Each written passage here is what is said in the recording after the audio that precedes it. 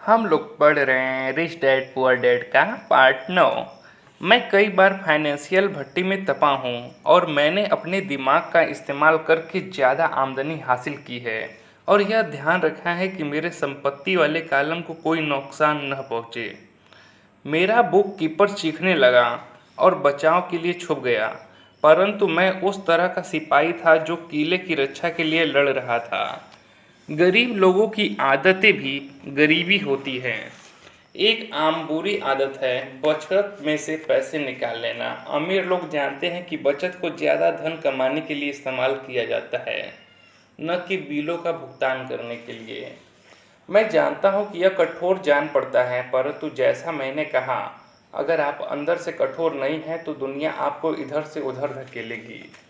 अगर आप आर्थिक दबाव पसंद न करते हो तो एक ऐसा फार्मूला खोज ले जो आपके लिए कारगर साबित हो। एक अच्छा फार्मूला यह होगा कि खर्च कम किए जाएं, पैसे को बैंक में रखा जाए, ज़्यादा इनकम टैक्स चुकाया जाए, सुरक्षित म्यूचुअल फंड खरीदे जाएं और औसत बने रहने की कसम खाई जाए। परंतु यह खुद को सबसे पहले भुगतान करे के सिद्धांत का उल्लंघन करता है। यह नियम आत्म बलिदान या आर्थिक संन्यास को प्रोत्साहित नहीं करता है। इसका मतलब यह नहीं है कि खुद को सबसे पहले पैसे देने के बाद भूखे मरो। जिंदगी मौज मस्ती के लिए है। अगर आप अपनी फाइनेंशियल प्रतिभा को जागृत कर लेंगे तो आपके पास जीवन के सभी सुख हो सकते हैं। आप अमीर बन सकते हैं और आप बिल चुका सकते हैं और इस प्रक्रिया में अच्छी ज़िंदगी भी जी सकते हैं। और यही फाइनेंशियल बुद्धि कहलाती है। छठा, अपने ब्रोकर को अच्छा पैसा दें। अच्छी सलाह की शक्ति। मैं अक्सर देखता हूँ कि लोग अपने घर के सामने एक पट्टी टांग देते हैं, मालिक बेचना चाहता है। या मैं टीवी पर देखता हूँ कि कई लोग डिस्काउंट ब्रोकर्स होने का दावा करते हैं। मेरे अमीर डैडी ने मुझे इसका उल्टा सिखाया है। वे इस बात में भरोसा करते थे कि प्रोफेशनल्स को अच्छा भुगतान किया जाए और मैंने भी उसी सिद्धांत को अपनाया है। आज मेरे पास महंगे वकील, अकाउंटेंट्स, रियल एस्टेट ब्रोकर्स और स्टॉक ब्रोकर्स हैं। क्यों? क्योंकि अगर और मेरा सचमुच मानना है, अगर लोग प्रोफेशनल्स हैं तो उनकी सेवाओं से आपको पैसा मिलना चाहिए और वे जितना ज़्यादा पैसा कमाएंगे आप भी उतना ही ज़्यादा पैसा कमाएंगे। हम सूचना के युग में रह रहे हैं। सूचना बेशकीमती है। एक अच्छा ब्रोकर आपको सूचना तो देगा ही, आपको शिक्षित करने के लिए समय भी देगा। मेरे पास कई ब्रोकर हैं जो मेरे लिए यह करने के इच्छुक हैं। कुछ ने मुझे तब सिखाया है जब मेरे पास बहुत कम पैसा था या बिल्कुल भी पैसा नहीं था, और मैं आज भी उनके साथ हूँ। मैं ब्रोकर को जितना पैसा देता हूँ वह मेरे द्वारा उसकी सूचना से कमाए गए धन का बहुत छोटा हिस्सा होता है। मैं इसे पसंद करता हूँ जब मेरा रियल एस्टेट ब्रोकर या स्टॉक ब्रोकर बहुत पैसा कमाता है, क्योंकि इसका आम तौर पर यह मतलब होता है कि मैंने भी बहुत सा पैसा कमाया है। एक अच्छा ब्रोकर मुझे पैसे कमाने की जानकारी देने के अलावा मेरा समय भी बचाता है। जैसे उस समय जब मैंने खाली ज़मीन के टुकड़े को $9,000 में खरीदा और तत्काल इसे $25,000 में बेच दिया ताकि मैं अपने लिए जल्दी से कार खरीद सकूं। ब्रोकर आपके लिए बाजार की आंख और कान है। वे हर रोज़ वहाँ होते हैं और इसलिए मेरी वहाँ कोई ज़रूरत नहीं होती। मैं उसके बजाय गोल्फ खेल सकता हूँ। इसके अलावा जो लोग खुद ही अपना घर बेचते हैं उनके लिए खुद के समय की कोई खास कीमत नहीं होती। मैंने कुछ पैसे बचाने के चक्कर में अपना समय क्यों खराब करूं, जबकि इस समय को मैं ज़्यादा पैसे कमाने या अपने अंतरंग लोगों के साथ बिताने में इस्तेमाल कर सकता हूं। मुझे यह बहुत मज़ेदार लगता है कि इतने ज़्यादा गरीब और मध्यवर्गीय लोग रेस्तरां में खराब सर्विस के बावजूद 15 से 20% टिप देते हैं और ब्रोकर को 3 से 7% देने में आनाकानी और शिकायत करते हैं।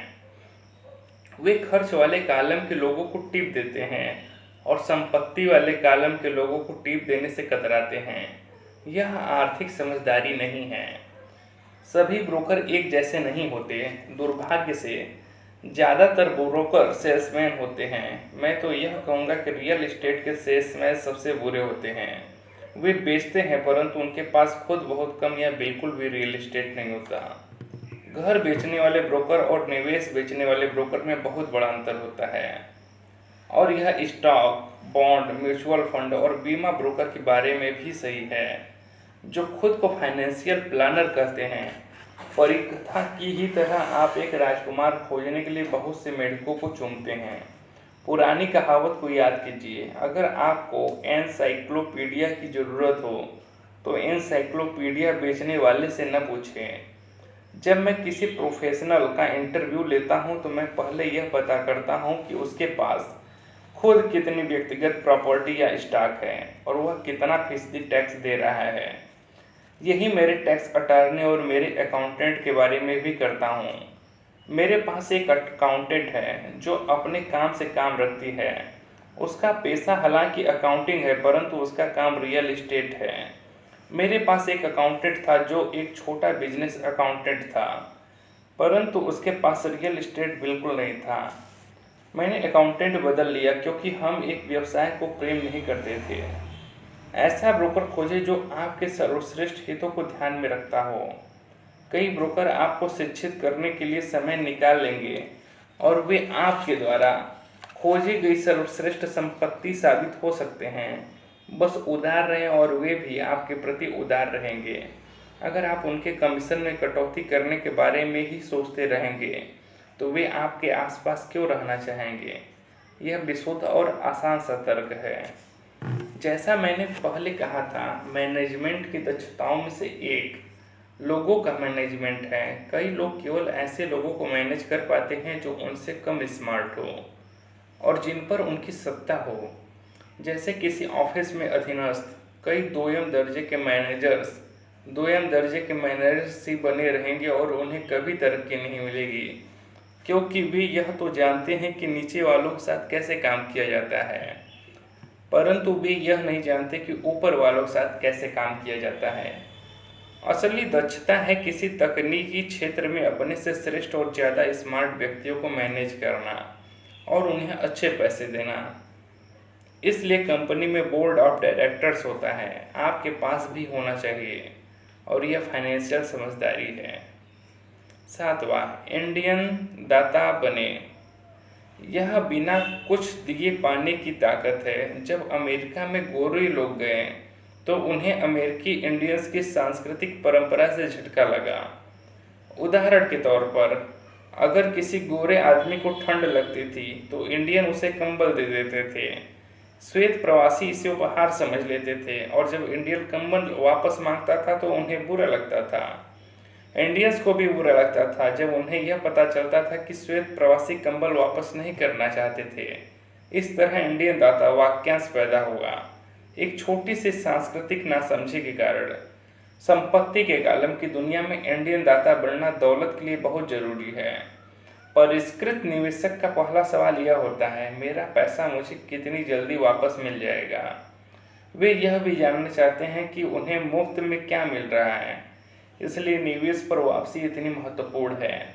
उदाहरण के तौर पर, मुझे एक छोटा रियल एस्टेट मिला जो मेरे घर से थोड़ी ही दूर पर था।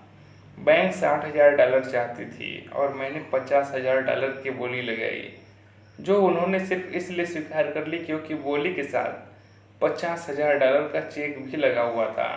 उन्होंने यह महसूस किया कि मैं गंभीर था। ज़्यादातर निवेशक यह कहेंगे कि क्या आप अपना बहुत सा पैसा फंसा नहीं रहे हैं? क्या इस पर लोन लेना ज़्यादा बेहतर नहीं होता? इसका जवाब है, इस मामले में बिल्कुल नहीं। मेरी निवेश कंपनी जाड़े के महीनों में इसे वैकेशन रेंटल के रूप में इस्तेमाल करती है। जब प्रवासी पक्षी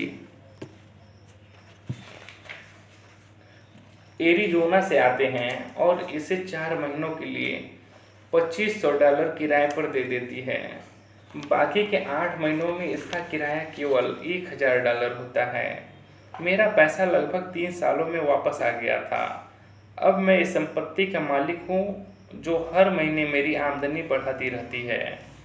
यही स्टॉक के बारे में किया जाता है। प्रायः मेरा ब्रोकर मुझे सलाह देता है कि मैं किस कंपनी के स्टॉक में काफ़ी पैसा लगाऊं, क्योंकि उसके विचार से वह कंपनी कोई ऐसा कदम उठाने वाली है जिससे उसके शेयर में तेजी आ जाएगी।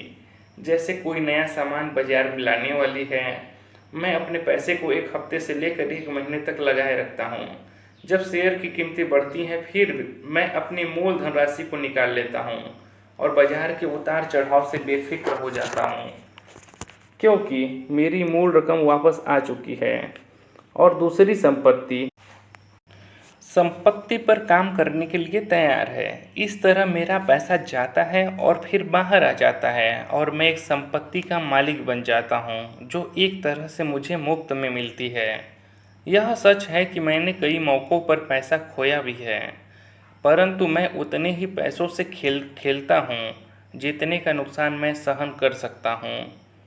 मैं यह कहूँगा कि औसत 10 निवेशों पर मुझे 2 या 3 में बहुत फ़ायदा होता है, जबकि 5 या 6 में कोई लाभ या हानि नहीं होती और मैं 2 या 3 में घाटा भी खाता हूँ, परंतु मैं अपने नुकसान को उसी पैसे के तक सीमित कर लेता हूँ जो मेरे पास उस समय होते हैं। जो लोग जोखिम से नफरत करते हैं वे अपने पैसे को बैंक में रख देते हैं और दीर्घकाल में उनकी बचत कुछ नहीं से बेहतर ही होती है, परंतु आपको अपना पैसा वापस निकालने में बहुत लंबा समय लग जाता है और ज़्यादातर मामलों में तो आपको इसके साथ कुछ भी मुफ्त में नहीं मिलता। पहले तो वे टोस्टर दिया करते थे, परंतु आजकल ऐसा बिरले ही होता है। मेरे हर निवेश पर एक न एक चीज़ मुफ्त होनी चाहिए। एक छोटा रियल एस्टेट या एक मिनी स्टोरेज, खाली ज़मीन का टुकड़ा, घर, स्टॉक शेयर्स या ऑफिस बिल्डिंग, और जोखिम सीमित भी होना चाहिए। इस विषय पर इतनी ज़्यादा पुस्तकें लिखी जा चुकी हैं कि मैं इसमें नहीं जाना चाहूँगा। मैकडोनाल्ड के मशहूर रे क्रॉक हैम बर्गर फ्रेंचाइजी इसलिए नहीं बेचते थे क्योंकि उन्हें हैमबर्गर से प्यार था, बल्कि इसलिए क्योंकि उन्हें इस फ्रेंचाइजी के साथ आने वाला रियल एस्टेट मुफ्त मिलता था। तो समझदार निवेशकों को ब्याज की दर से ज़्यादा चीज़ों का ध्यान में रखना चाहिए। आपका पैसा वापस मिल जाने पर आपके पास क्या संपत्ति आती है यह भी महत्वपूर्ण है। यह फाइनेंशियल समझदारी है। 8वां, संपत्ति से विलासिता की चीज़ें खरीदी जाती हैं। केंद्रित करने की शक्ति। मेरे एक दोस्त का बेटा बहुत खर्चीला था और उसकी जेब में ऐसा लगता था जैसे छेद हो गया हो। 16 साल की उम्र में स्वाभाविक रूप से उसे अपनी कार चाहिए थी। बहाना यह था, सभी दोस्तों के मम्मी डैडी ने अपने बच्चों के लिए कार खरीदी है। यह लड़का अपनी बचत में से पैसे निकालकर नगद कार खरीदना चाहता था। ऐसे समय में उसके डैडी ने मुझसे सलाह मांगी, आप क्या सोचते हैं कि मुझे ऐसा करने देना चाहिए या मैं भी दूसरे पिताओं की तरह उसे कार खरीद कर दे दूँ? इसके जवाब में मैंने कहा, कुछ समय के लिए तो ठीक है, परंतु लंबे समय के लिए आप उसे क्या सिखा पाएंगे? क्या आप अपने बच्चे की कार प्राप्त करने की इच्छा से उसे कुछ सीखने के लिए प्रेरित कर सकते हैं? अचानक उसके दिमाग की बत्तियां जल गई और वह तुरंत घर की तरफ चल पड़ा। 2 महीने बाद मुझे वह दोस्त फिर मिला। क्या तुम्हारे बेटे को अपनी नई कार मिल गई? मैंने पूछा। नहीं, उसे नहीं मिली, परंतु मैं गया और उसे कार के लिए $3000 दे दिए। मैंने उससे कहा कि वह अपने कॉलेज के पैसे के बजाय मेरे पैसे का उपयोग करे। मैंने कहा, यह तो आपकी उदारता है। नहीं, उस पैसे के साथ एक शर्त भी जुड़ी है। मैंने आपकी सलाह मान ली और उसकी कार खरीदने की प्रबल इच्छा के साथ सीखने की शर्त भी रखी है। शर्त क्या है? मैंने पूछा। पहले तो हमने आपके कैश फ्लो गेम का सहारा लिया। हमने इसे खेलते हुए पैसे के समझदारी से इस्तेमाल पर एक लंबा विचार विमर्श किया। फिर मैंने उसे वॉल स्ट्रीट जर्नल की सदस्यता दिलवा दी और स्टॉक मार्केट पर कुछ पुस्तकें भी दिलवाई। फिर दिक्कत कहाँ थी? मैंने उससे कहा कि $3000 उसके हैं, परंतु वह इनसे सीधे कार नहीं खरीद सकता है। वह इनसे स्टॉक खरीदे और बेच सकता है, खुद का ब्रोकर ढूंढ सकता है, और एक बार वह इन $3000 के $6000 बना लेता है तो अपनी कार खरीद सकता है और बाकी के $3000 उसके कॉलेज के फंड में जाएंगे। मैंने पूछा, और इसके परिणाम क्या निकले? वह शुरुआत में किस्मत वाला रहा, परंतु कुछ दिनों बाद उसने अपने मुनाफे की सारी रकम गंवा दी। तब वह सचमुच रुचि लेने लगा। आज चाहे वह $2000 के घाटे में है, परंतु उसकी रुचि बहुत बढ़ गई है। उसने मेरे द्वारा खरीदी सारी पुस्तकें पढ़ डाली है और वह और ज़्यादा पुस्तकों की खोज में पुस्तकालय भी गया था। वह मन लगाकर वॉल स्ट्रीट जर्नल पढ़ता है, सूचकों पर नज़र रखता है और एमटीवी के बजाय सीएनबीसी देखता है। उसके पास केवल $1000 बचे हैं, परंतु उसकी रुचि और ज्ञान आसमान को छू रहे हैं। वह जानता है कि अगर वह इस पैसे को खो देगा तो फिर उसे 2 सालों तक अपने पैरों पर ही चलना पड़ेगा। परंतु उसे उसकी कोई खास चिंता नहीं है। अब उसे कार हासिल करने में ज़्यादा रुचि नहीं है, क्योंकि उसे एक ऐसा खेल मिल गया है जिसमें उसे ज़्यादा आनंद मिलता है। क्या होगा अगर वह सारा पैसा हार जाता है? मैंने पूछा।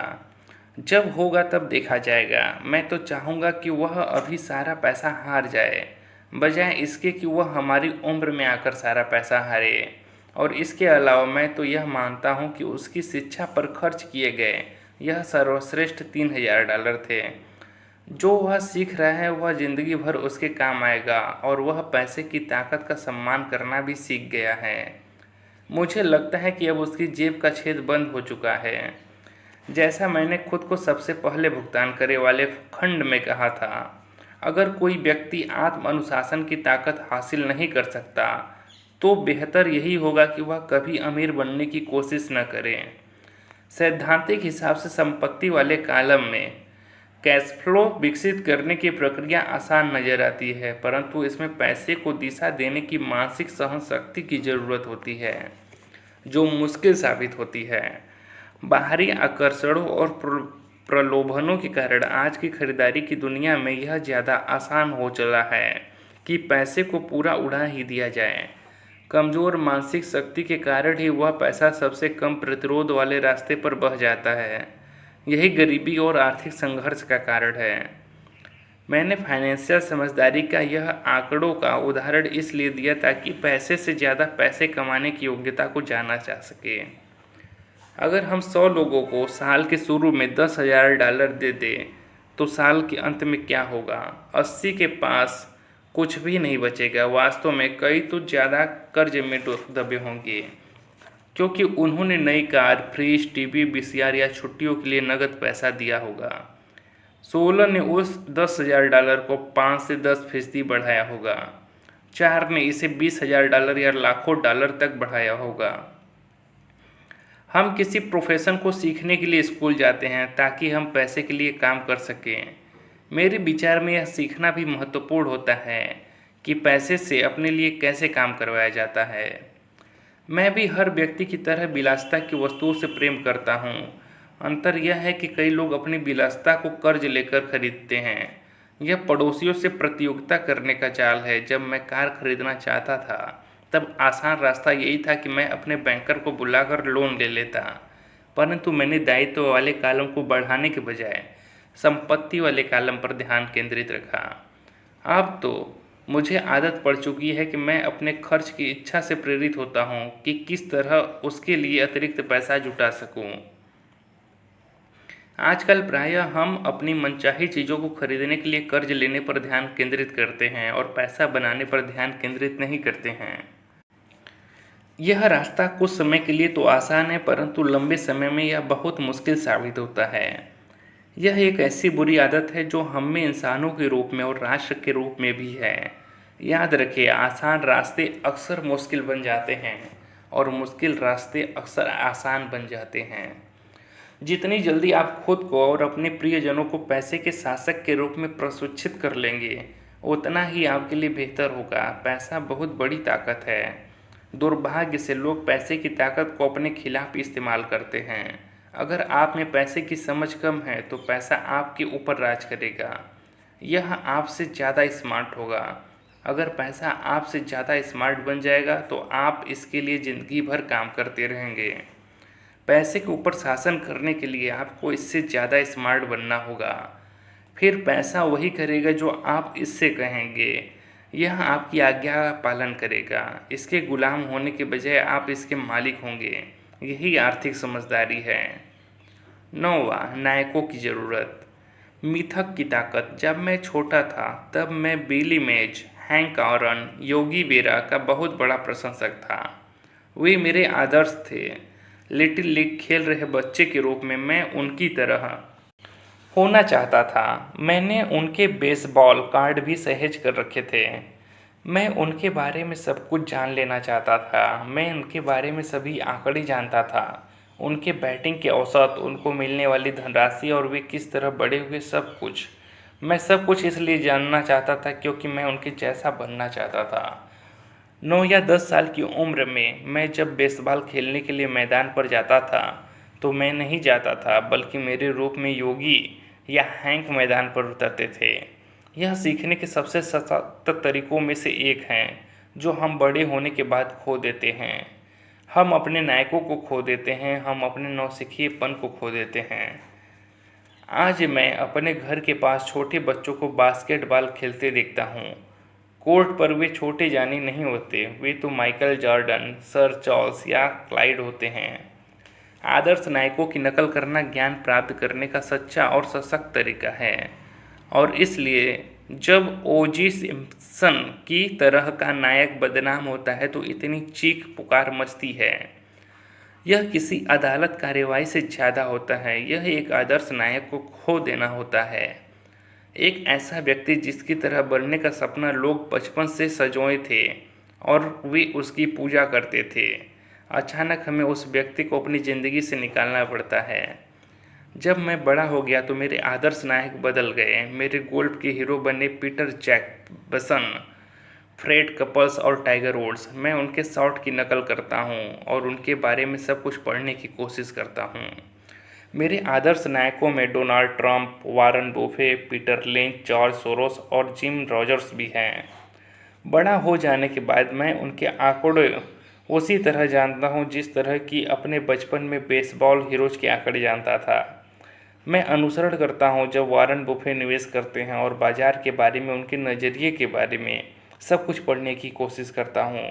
मैं पीटर लिंच की पुस्तकें भी इसलिए पढ़ता हूँ ताकि स्टॉक चुनने की उनकी तकनीकी को समझ सकूँ, और मैं डोनाल्ड ट्रंप के बारे में भी इसलिए पढ़ता हूँ ताकि यह जान सकूँ कि वे किस तरह सौदे करते हैं। जिस तरह मैदान पर बेसबॉल के लिए बैटिंग करते जाते समय मैं खुद की भूमिका में नहीं था, उसी तरह जब मैं बाजार में उतरता हूँ या मैं कोई सौदा करता हूँ तो मैं अवचेतन रूप से ट्रंप की बहादुरी का अभिनय करता हूँ, या जब मैं किसी प्रवृत्ति का विश्लेषण करता हूँ तो मैं उसे इस तरह देखता हूँ जैसे पीटर लिंच यह काम कर रहे हों। आदर्श नायक होने से हम अपनी कच्ची प्रतिभा के बृहद स्रोत का दोहन करते हैं, परंतु आदर्श नायक हमें प्रेरित करने से भी ज़्यादा काम करते हैं। वे चीज़ों को ज़्यादा आसान बना देते हैं। चीज़ें आसान दिखने के कारण हम भी उन्हीं की तरह बनना चाहते हैं। अगर वे ऐसा कर सकते हैं तो मैं भी यही कर सकता हूँ। जब निवेशक की बात आती है तो ज़्यादातर लोग इसे बहुत कठिन समझते हैं। इसके बजाय उन्हें आदर्श नायकों की तलाश करनी चाहिए जो इसे आसान बना देते हैं। 10वां, सिखाओ और आपको हासिल होगा। देने की शक्ति। मेरे दोनों डैडी शिक्षक थे। मेरे अमीर डैडी ने मुझे ऐसा सबक सिखाया जो मेरे साथ ज़िंदगी भर चल रहा है, और वह सबक था परोपकार करना या देना। मेरे पढ़े लिखे डैडी ने अपने समय और ज्ञान के द्वारा दूसरों को बहुत दिया, परंतु शायद ही कभी अपना पैसा दिया हो। जैसा मैं बता चुका हूँ, वे सामान्यतः कहा करते थे कि वे तभी देंगे जब उनके पास कुछ अतिरिक्त धन आएगा, और उनके पास कभी भी अतिरिक्त धन नहीं होता था। मेरे अमीर डैडी ने पैसा भी दिया और शिक्षा भी। वे दिन के सिद्धांत में पक्का यकीन रखते थे।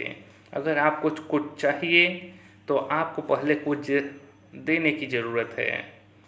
अगर आपको कुछ चाहिए तो आपको पहले कुछ देने की ज़रूरत है। वे हमेशा कहा करते थे।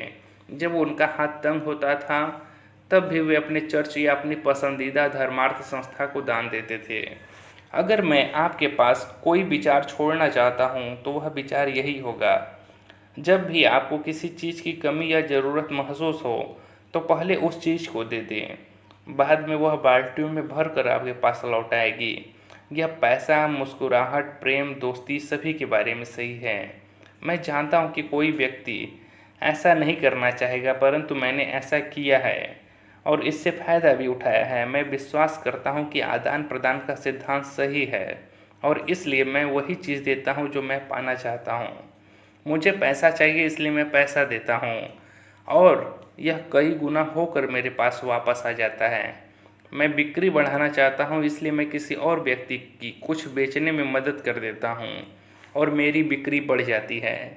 मैं संपर्क बढ़ाना चाहता हूँ और मैं किसी और की संपर्क बढ़ाने में मदद कर देता हूँ और जादू की तरह मेरे भी संपर्क बढ़ जाते हैं। मैंने सालों पहले एक कहावत सुनी थी, ईश्वर को कुछ नहीं चाहिए पर इंसान को देना चाहिए। मेरे अमीर डैडी अक्सर कहा करते थे, गरीब लोग अमीरों से ज़्यादा लालची होते हैं। उन्होंने इसे समझाते हुए कहा कि अगर कोई व्यक्ति अमीर है तो वह व्यक्ति दूसरों द्वारा चाही गई कुछ चीज़ें दे रहा है। मेरे जीवन में मेरे तमाम वर्षों में जब भी मैंने पैसे की कमी या ज़रूरत महसूस की है तो मैंने पहले तो अपने दिल को टटोला है कि मैं क्या चाहता हूँ और फिर इसे देने का फैसला किया है और जब मैंने दिया है तो यह हमेशा मेरे पास वापस लौटा है। यह मुझे उस व्यक्ति की कहानी याद दिलाता है जो जाड़े की ठंडी रात में लकड़ियाँ लेकर बैठा है और पास में ही धीमे धीमे जल रहे चूल्हे पर चिल्ला रहा है, जब तुम मुझे गर्मी दोगे तब मैं कुछ लकड़ियाँ अंदर डालूँगा। और जब पैसे, प्रेम, सुख, बिक्री और संपर्क की बात आती है तो हर व्यक्ति को यही याद रखने की ज़रूरत है कि जो आप चाहते हैं पहले आप उसे दे दें और यह कई गुना होकर आपके पास लौट आएगा।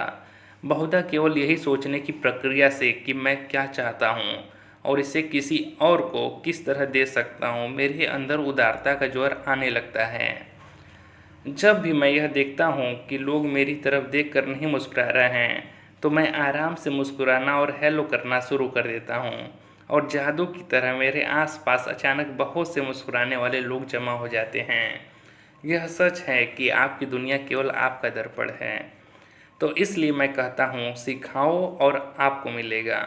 मैंने पाया है कि मैं सीखने वालों को जितनी गंभीरता से जितना ज़्यादा सिखाता हूँ मैं भी उतना ही ज़्यादा सीखता हूँ।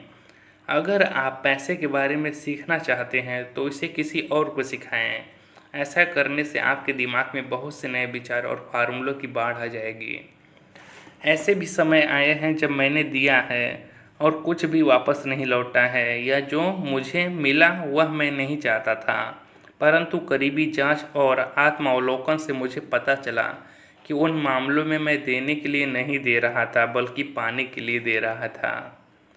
मेरे डैडी ने शिक्षकों को सिखाया और वे एक मास्टर टीचर बन गए। मेरे अमीर डैडी ने युवा लोगों को अपना बिजनेस करने का तरीका सिखाया। मैं पीछे पलट कर देखता हूँ कि यह सीखने वालों की अपने ज्ञान के प्रति उदारता ही थी जिसके कारण वे ज़्यादा स्मार्ट बन गए।